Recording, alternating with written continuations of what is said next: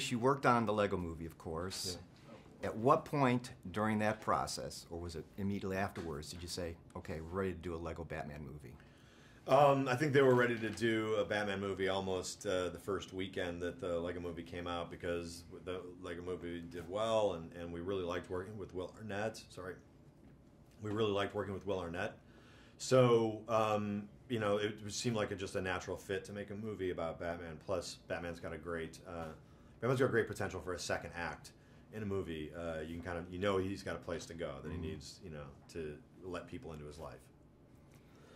Were there any previous Batman movies, any of those previous iterations that you particularly made their way into this, or at least in your mind when you were conceiving it, or was this just a standalone thing that really isn't impacted by any previous version? I love the Christopher Nolan movies. I love the Tim Burton movies, so those were the things that inspired me.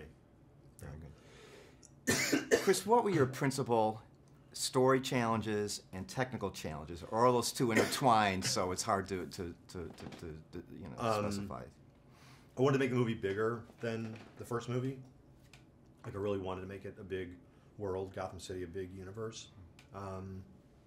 And story challenges were just trying to make a movie that was good for kids and adults. I see you've got Catwoman, among other artwork on your arm. Yeah. Of all the DC, you got Superman too. I was gonna say, of all the DC characters, why did you? When I go to Warner Brothers. Yeah, okay. But what was it? Just because she's hot, or what led you to put her on your arm? Catwoman was one of the characters that, for me as a kid, being sort of I started, I really wanted to make movies really young. Started with a Super 8 camera and that kind of thing. And I obviously liked Star Wars and Superman and all these sort of good versus evil stuff. Catwoman was a character that went from good in some stories to evil in others, and I wanted to, that was something that inspired me as a kid. Now, you've seen the film with audiences, I'm sure, on several occasions, not numerous occasions. Is there a reaction that particularly surprised you, that you didn't see coming, or did you pretty much anticipate whatever, what was going to work and what would be especially strong? Yeah, you never know how audiences are going to react, and the fact that people immediately got the thing we were trying to do when Batman's at home, microwaving a lobster, and that kind of thing, the fact that they laughed at that, thought that was funny, the way we thought it was funny, I was pleasantly surprised by that. And was that throughout every time you screen it, that would get a big laugh? Yeah, I don't think anybody anticipated that was going to be. I don't think people understood how, effective that whole opening leading into that was going to be. That we could start with all of this stuff, do all these jokes about the history of Batman, about all of these characters, allow all these characters into the movie, do a song, do a big action scene, have this emotional thing between Batman and Joker, and then go home and just sit there and watch him do normal stuff, look at his TV, that sort of thing, and laugh and enjoy it. I think that's, the fact that we could do that, I don't think people anticipated how funny that was going to be and how charming that was going to be. This is the merging of two kind of creative powerhouses, Lego and the DC universe. What kind of opportunities did that present?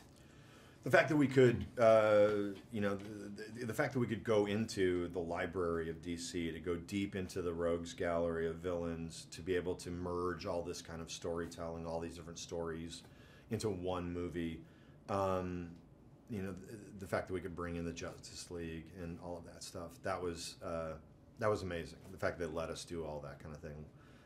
Obviously, they're very precious about that stuff, but they knew we love it as much as they do, and weren't going to do anything that was too, that was going to make them go crazy. And they allowed us to have, poke fun at things at times, and in ways that I think that, maybe at first blush you wouldn't think they'd be comfortable with, but they allowed us to have fun with it. I have no idea there was a villain called Condiment Man. I mean, I was actually laughing my head off when I said, he's got to be putting us on. Right. No. No, it's, no. Obviously you went home and Googled it. Yes, so you did find out. Yeah, I mean, Batman's a very flexible character. He's been around for 78 years.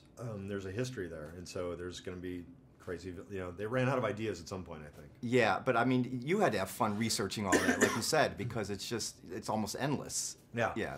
No, the amount of characters that Batman has run up against in his history is a lot of fun to play with, and being able to research all the different Batmobiles and the Bat Caves, and being able to play around with the Gotham City, trying to make Gotham City a little bit like what Christopher Nolan shot Chicago for Gotham City, so we had to feel a little bit like Chicago, had to feel a little bit about like the Anton Furst stuff in the Tim Burton movies, had it feel like the Joel Schumacher stuff with giant statues and that sort of thing.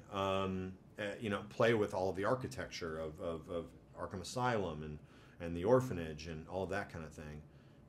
I love that stuff. I love going deep into the research, and because I love Batman so much, that like having to be able to put all that stuff together, I think it was a lot of fun. Let's talk about your casting choice. Obviously, Will is set. He was in the Lego Movie. Yeah, perfect in that.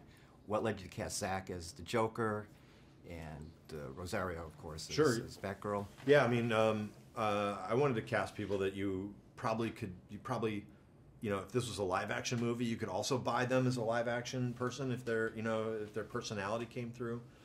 Zach is unpredictable and dangerous, kind of as a stand-up comic, and he's also very vulnerable, and that's what I wanted for Joker.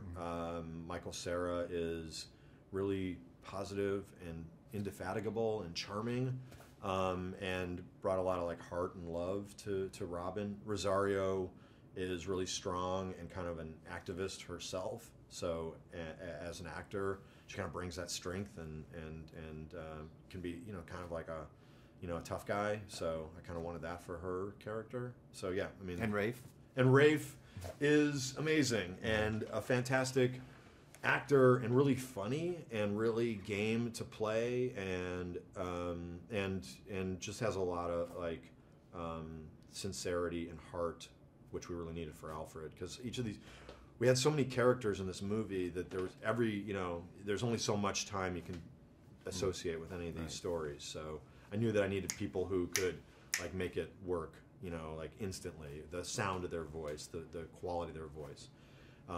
Just because the movie needed to move fast.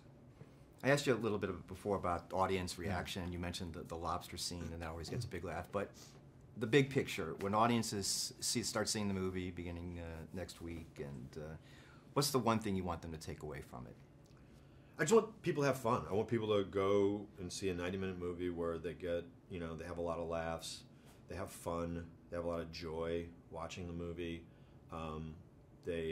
They get to experience a Batman movie. Maybe this might be somebody's first Batman movie. And even if it's your umpteenth Batman movie, you're going to get something out of it, because you're going to get maybe some heart, or like I said, a laugh and that kind of thing. I just want people to have a great time watching the movie. Terrific. Thanks, Chris. Thank you. Appreciate it.